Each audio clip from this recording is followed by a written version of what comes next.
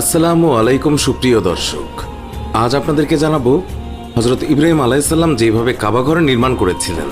ইসমাইল আলাইসাল্লাম যখন একটু বড় হলেন তখন আল্লাহ তাআলা ইব্রাহিম আলাইসাল্লামকে মসজিদ নির্মাণের নির্দেশ দিলেন। হজরত ইব্রাহিম আলাইসাল্লাম একবার শাম দেশ সিরিয়া থেকে মক্কায় আগমন করলেন। সেখানে পুত্র ইসমাইলকে জমজমের পাশে গাছের নিচে বসে তীরধনুক ঠিক করছেন দেখতে পেলেন। হজরত ইব্রাহিম আলাইসাল্লাম এসে তাকে সালাম দিলেন এবং সওয়ারি থেকে অবতরণ করে ইসমাইলের পাশে বসে গেলেন। আর ইসমাইলকে উদ্দেশ্য করে কোনো ভূমিকা ছাড়াই বললেন, হে ইসমাইল, আল্লাহ তাআলা আমাকে একটি কাজ করার হুকুম দিয়েছেন। ইসমাইল বললেন, পিতা, আপনাকে যা আদেশ দিয়েছেন তা পালন করুন। তখন ইব্রাহিম আলাইসাল্লাম বললেন, হে ইসমাইল, আমার প্রভু আমাকে তার জন্য একটি গৃহ নির্মাণের আদেশ দিয়েছেন। তখন ইসমাইল আলাইসাল্লাম বললেন, আমরা কোন স্থানে গৃহ নির্মাণ করব? এই স্থান নিয়ে বিভিন্ন মতানৈক্য রয়েছে। সম্মানিত পাঠক, বাইতুল্লাহর স্থান বর্ণনা করতে গেলে পৃথিবীর সৃষ্টির ইতিহাস আগে বর্ণনা করতে হবে। এই পৃথিবী আজকে আমরা যেই রকম দেখছি সেই রকম ছিল না।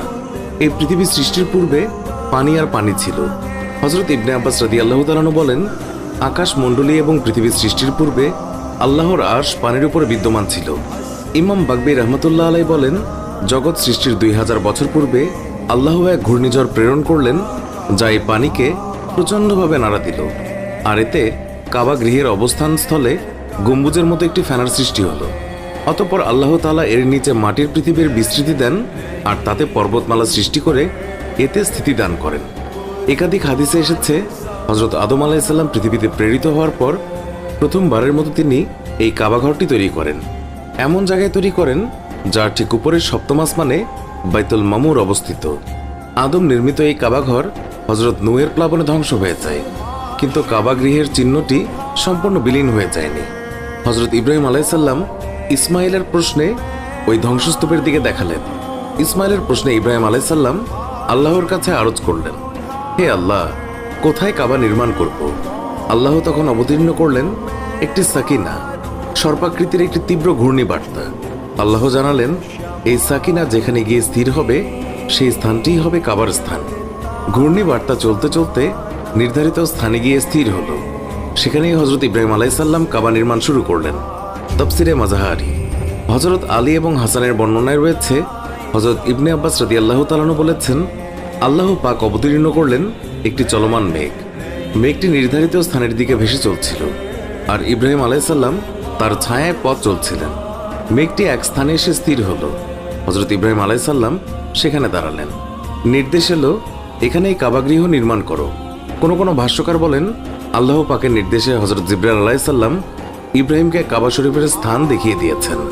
হযরত ইবনে আব্বাস রাদিয়াল্লাহু তাআলা আনহু বলেন, স্থান নির্বাচিত হওয়ার পরে পিতা পুত্র মিলে আরম্ভ করে দিলেন কাবাগৃহ নির্মাণের কাজ।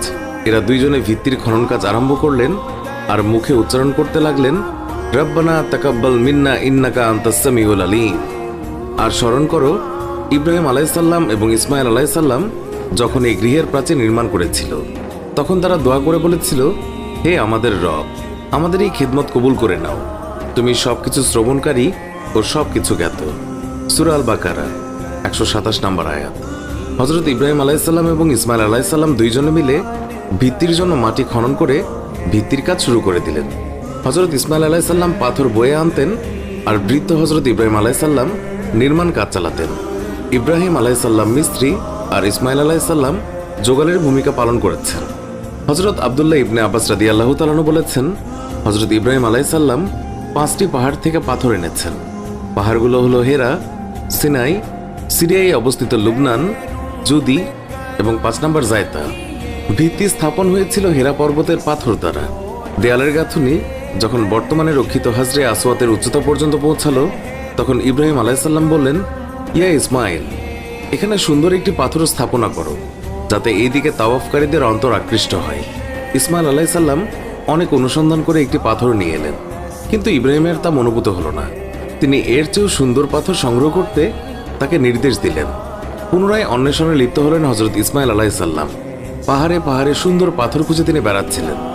এমন সময় আবু কুবাইস পাহাড় থেকে উচ্চারিত হলো, হে ইসমাইল, আপনার একটি গচ্ছিত সম্পদ আছে আমার জিম্মায়, সম্পদটি নিয়ে আমাকে দায়মুক্ত করুন।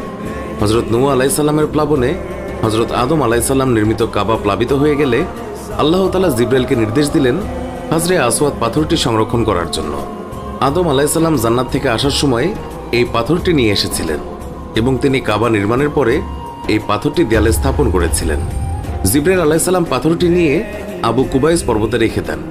হজরত ইসমাইল আলাইসাল্লাম পর্বতের ভিতর থেকে পাথরটি নিয়ে কাবা শরীফের দেয়ালে রাখলেন।